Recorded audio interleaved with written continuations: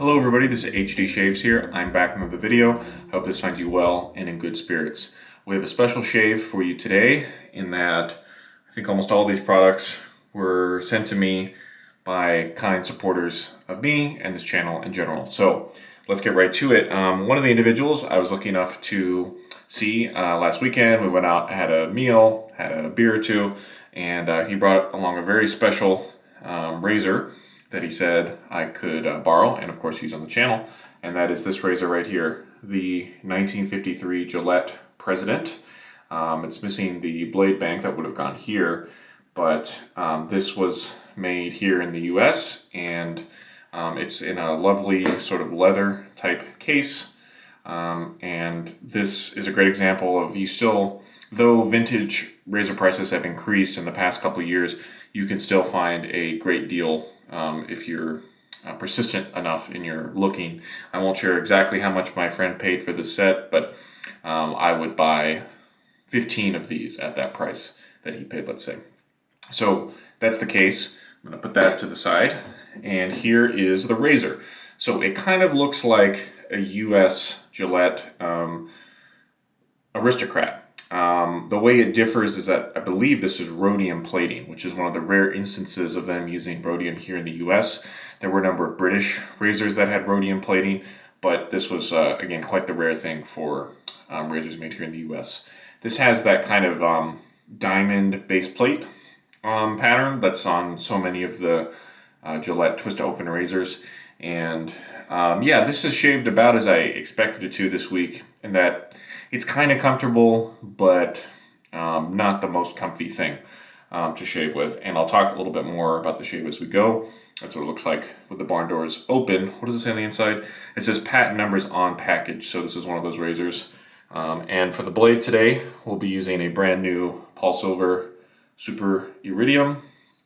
We'll drop that in and close the barn doors. And this, of course, is the blade that I was mentioning, just in case anybody was curious. We'll set that down. So thanks very much once again to my friend who allowed me to borrow this for the week. I never thought I would see a president up close like that. It's a really pretty razor. As you can see from the description, hopefully, we're going to be using a not that new soap to Zingari, but a new soap to me, in that this is the Traditionalist, and this is in the vegan base. And this is my first time smelling the Traditionalist, and I've never used the somewhat new, again, really not that new, I guess I should say updated vegan base from Zingari. And for this I have to thank Frank, who you'll have heard me mention many times on this channel, who's just the sample slinging master these days. And he sent me a nice sample of the soap, so thank you very much, Frank, if you're watching. We've got it loaded up here on my ever-ready restored 300p brush, which was also restored by a friend of the channel. And the scent is, the main notes are sandalwood, musk, and pepper, but there's really a lot of notes in there. And this has been really great to use this week. I really enjoy the scent, I enjoy the soap base, and I can recommend this to any of you sandalwood fans out there. I'm going to go ahead and get some warm water on the face, and then let's begin face lathering. We are using the Baby But Smooth from start to finish shirt today. Just couldn't resist pulling that one out again. So here we go with the vegan base from Zingari. It is pretty soft enough that you don't necessarily need like a spoon to take it out of a sample container and put in your bowl, such as this one. It has been very easy to use, and I would say, I'm not sure if it performs better than the Sago base, because I haven't used either a ton or I haven't used them enough, like kind of back to back. But the one thing I will say is that this base is very easy to use, whereas sometimes Sago can give people a tough time. So I've definitely appreciated how easy it's been to use this vegan base, and yeah, I am definitely a fan of it. It seems like these days she's sort of alternating her new scents in terms of what's going to be in the Sago base and what's going to be in the vegan base, and I think that's a fair way of doing it.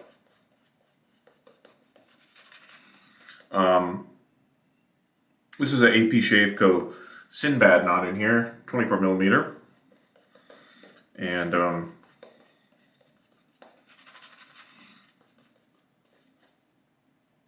it's very soft, of course, but also it splays quite easily. And this is the fan variation of the knot, which splays even easier than the bulb, the regular variations. So I'm going to keep working up this face lather, and I'll bring it back in when I'm about to start my first pass with the President.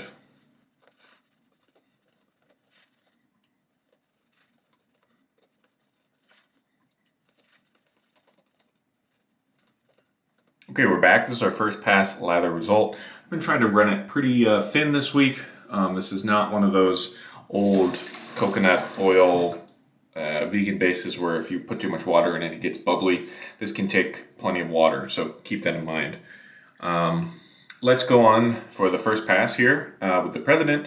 Again, that's a Polsilver brand new blade in there. We're working off 2 days growth as usual. And as far as using this razor, it seems like there's kind of two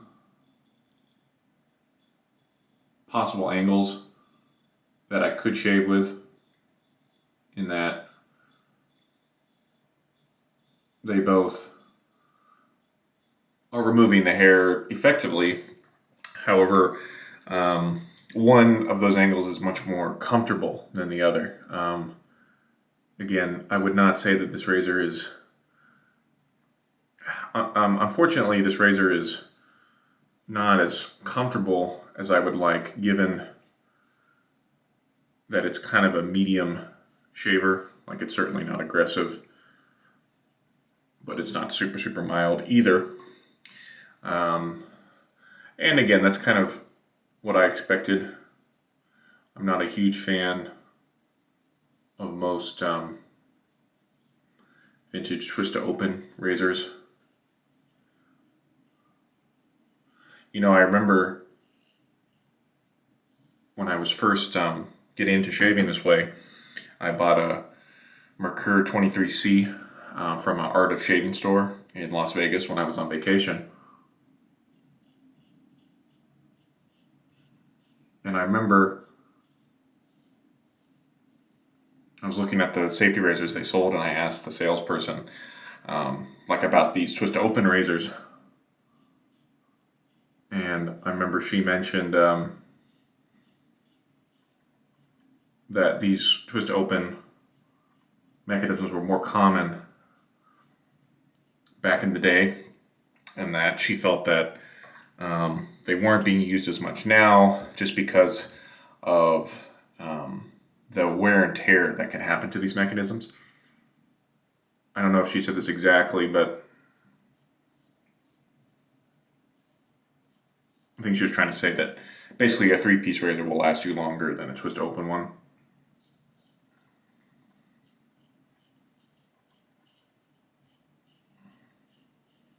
And I think under the right circumstances, that's maybe true. Eventually, you will have to go in and, you know, kind of tune up that mechanism in here.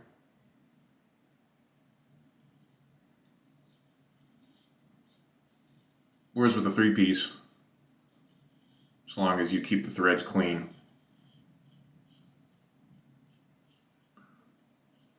you won't have to do as much, you know. There's not a lot of inner workings to a razor like that.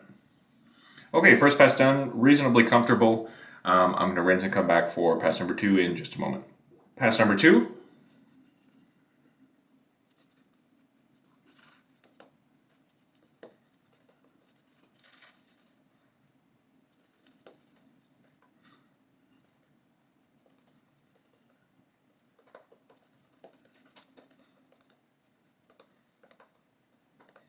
A comment or two about the soap. I've never been able to get it quite the same look as some of the more impressive looking soaps that I use, but I'll say that it doesn't affect the performance whatsoever. This is a very slick soap, and yeah, Yeah, that's just what I wanted to say about that.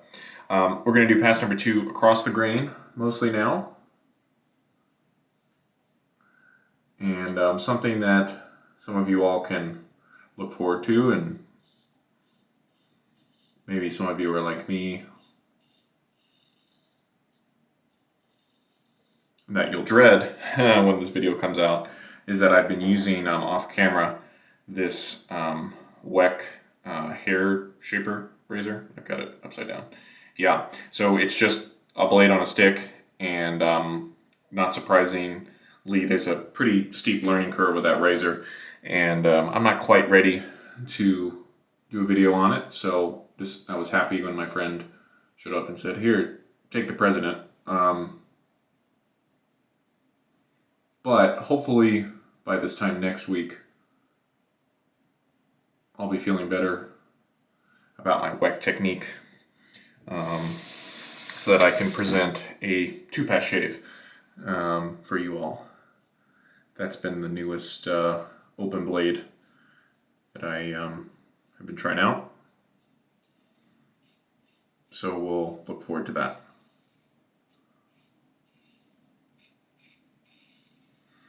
The scent, remember when I was lathering it up, or just loading it out of the bowl rather, I could sense some of the citrus top notes that are mentioned in the scent description, but there's really a whole lot going on in the soap, and it sort of furthers my confusion about what sandalwood really smells like. I know what Mysore sandalwood smells like. That comes from the Indian subcontinent, because I had a bath soap with that I used a year or two ago. But the sandalwood genre would seem to be sort of like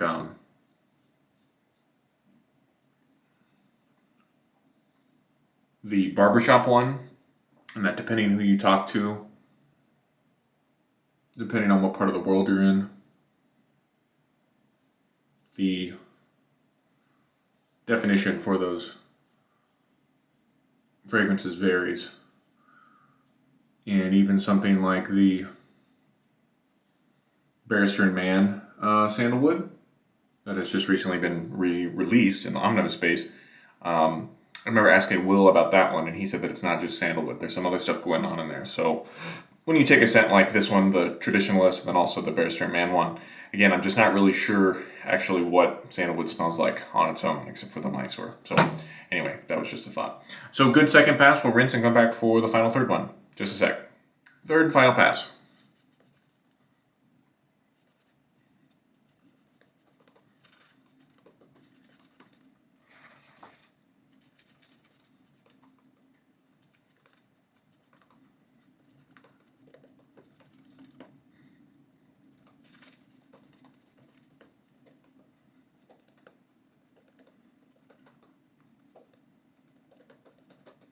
Third pass against the grain with the Gillette President.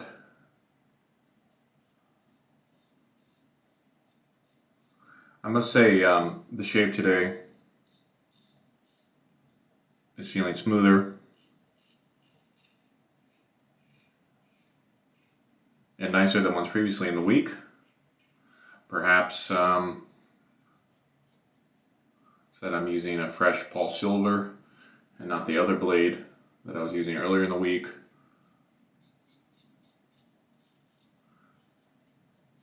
Or perhaps it's that I'm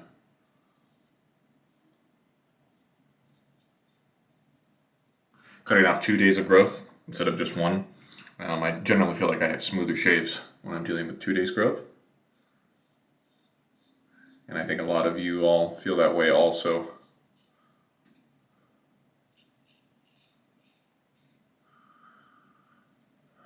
So as I was saying, maybe this razor and the case that it comes in reminds me a lot of the number 66 British Aristocrat set. They came out with that set 1953 also originally as the Coronation set, which I used the number 50 something Aristocrat Coronation not too long ago, and that's where they had the crown on the cases. Let's go this way. And so I definitely think that there was a little bit of a relation between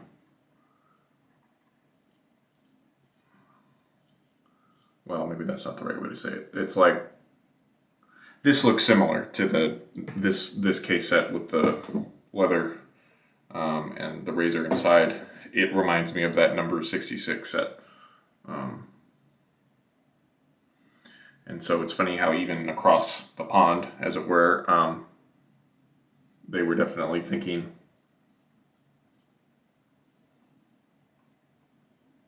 in similar ways.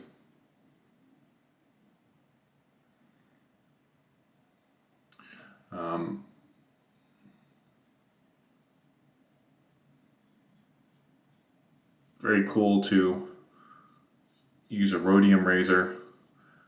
It's too bad that sort of raw material price of rhodium has gone up so much in the past couple of years. I think even as recently as like 2019, it was reasonable to get a razor replated in rhodium. But I hear from most people nowadays that the cost has, gone up astronomically.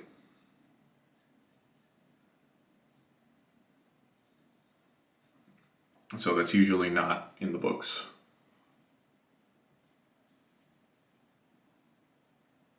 Just doing some touching up. And that feels good. So very easy 3-pass shave.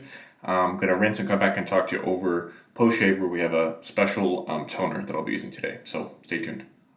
For post-shave today, we're going to be using another sandalwood scent created originally by Sean Mayer, who made the Traditionalist, but in this case it was for his brand Chatillon Looks, and this is a Santal Auster. This is also a complex sandalwood sort of scent, and I just received this in the mail today.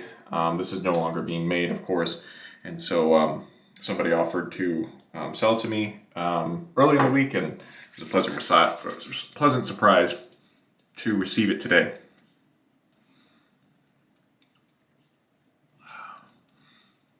This is pretty similar to the fragrance, I would say. You can still get the fragrance Santal Auster, but it seems like the software pieces are at least temporarily discontinued, but never say never. Maybe it'll come back at some point. And yeah, this is kind of a sweeter take on the Accord, I would say. Very pleasant, but still pairs with the Traditionals quite well. So let's do a final rundown of everything we used. Again, we used the Chatillon Looks toner, Santal Auster. We used the Traditionalist and the Ever Ready 300P with the AP Shaveco Synbad knot. And then we used the Gillette President from 1953. So once again, I want to thank all the people who sent these things to be a part of the shave.